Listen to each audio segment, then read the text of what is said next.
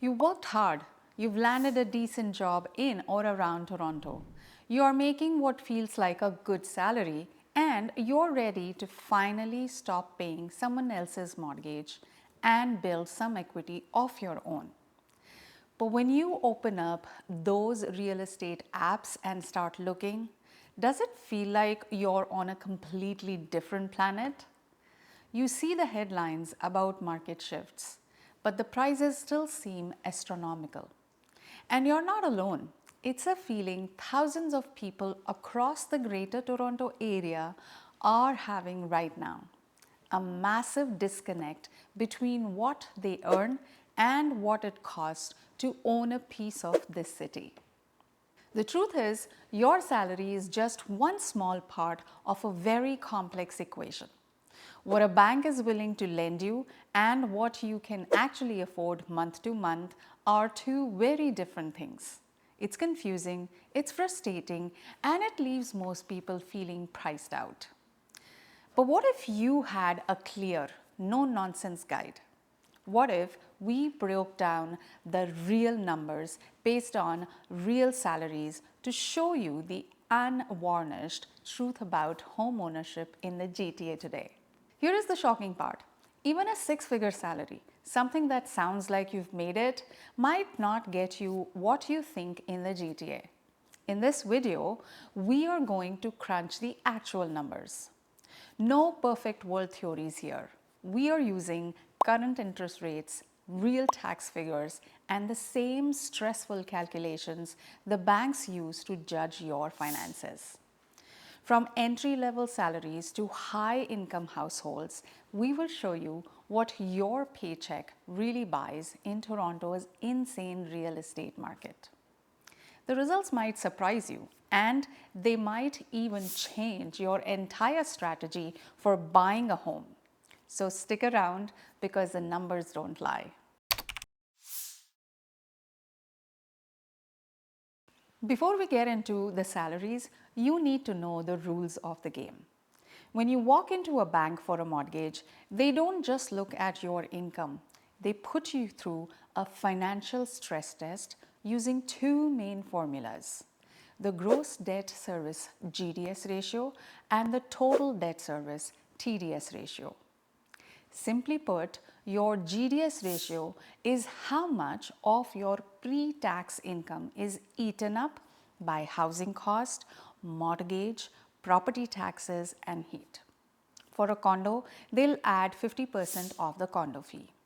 Canadian lenders generally want this number under 39%. Your TDS ratio is the big one.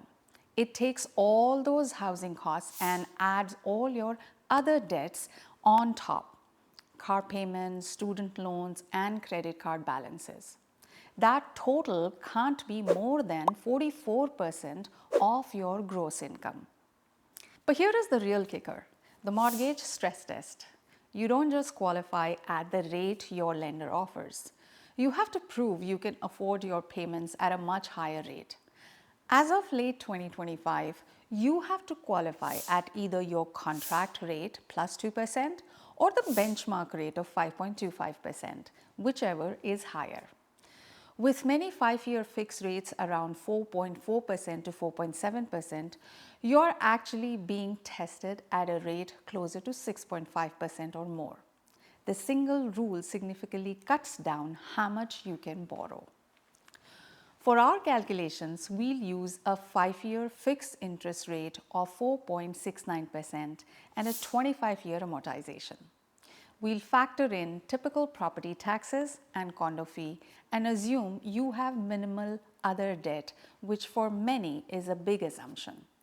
Now let's get into the numbers. The entry-level earner, 70,000 annual salary or more. Let's start with someone earning 70,000 a year. Before tax, that's about 5,833 a month. After Ontario taxes, you're taking home closer to 4,500. It feels like a solid income, but let's see how the banks see it. Using the lender's rule, your maximum housing cost or GDS would be around $2,275 per month. after applying the mortgage stress test at a qualifying rate of 6.69%, our 4.69% rate plus the 2%, and factoring in property tax and heat, the maximum mortgage you would qualify likely for is in the ballpark of 280 to 315,000. So what does that actually buy you? Let's say you've saved a 10% down payment, around 31,500. This brings your total purchase price to about 350,000. In the Greater Toronto Area, this price almost exclusively limits you to the condo market, likely in the outer suburbs. With average condo prices in Toronto proper at 577,000 approximately, and the broader GTA average as high as 651,000, a 350,000 budget is extremely challenging. You might be looking at a bachelor or a small one-bedroom unit in areas like Oshawa or in older buildings in Brampton or the far reaches of Scarborough. Downtown Toronto is unfortunately not a realistic option. Let's break down the monthly cost. On a 315,000 mortgage at 4.69%, your monthly payment is roughly $1,850. Now add property taxes, about $150 a month. For a condo, you have to add maintenance fee. Let's be conservative and say that's $500 a month. And don't forget, heating and hydro may be another $100. Your total monthly housing cost is now approximately $2,600. Suddenly, that $4,500 take-home pay doesn't feel so large. After housing, you have $1,900 left for everything else: groceries, transportation, a phone bill, internet, insurance, and any semblance of a social life. It's doable, but it's incredibly tight. For a $70,000 earner, the dream of ownership is a lesson in major compromise, pushing you to the geographical fringes of the GTA and into the smallest homes available. Now the mid-range earner, 120,000 annual salary. Now let's see what happens when you have a bit more firepower. An annual salary of 120,000 sounds very comfortable, and it's a goal for many professionals. This could be a single high earner or a couple with one partner working part-time. It translates to 10,000 a month in gross income.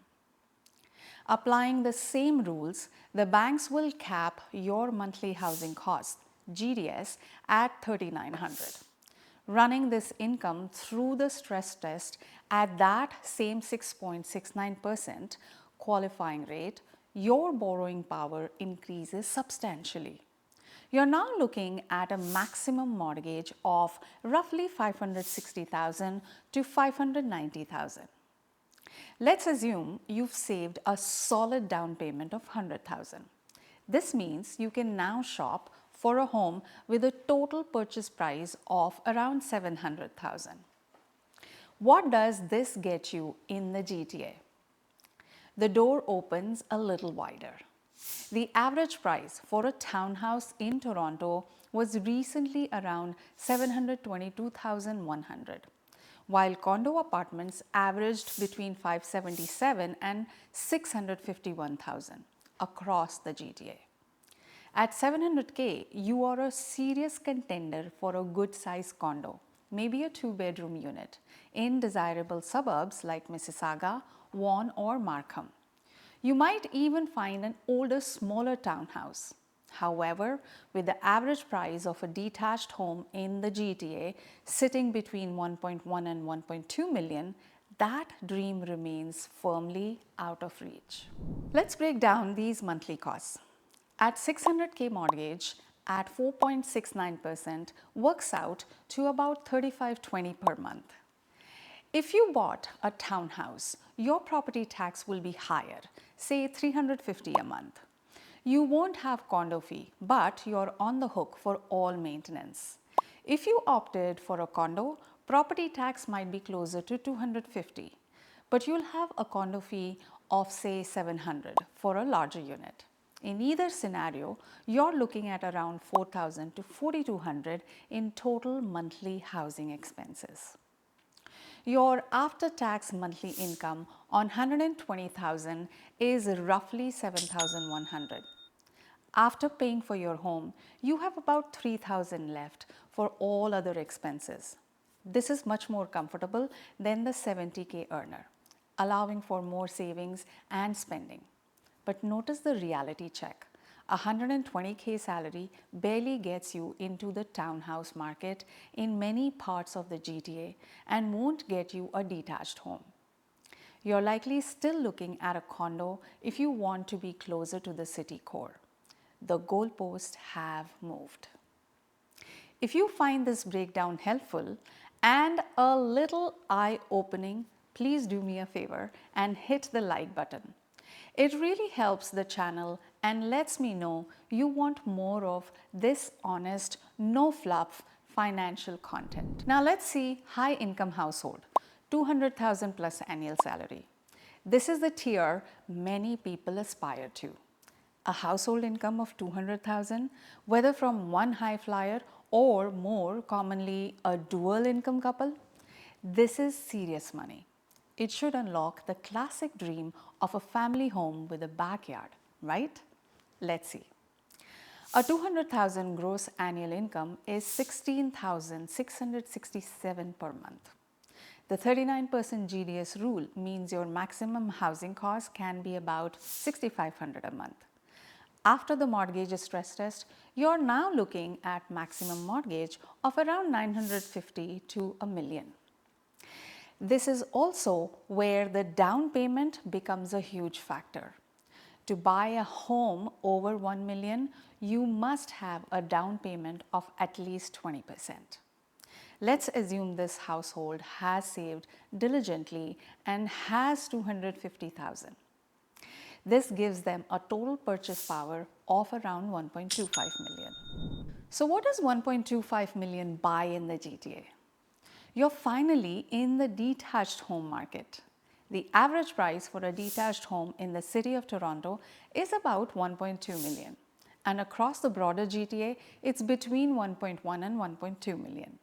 This means that a 1.25 million budget, you can get an average detached home, likely an older bungalow or a 3-bedroom, 2-story house in a good suburban neighborhood in York Region, Peel, or parts of Etobicoke.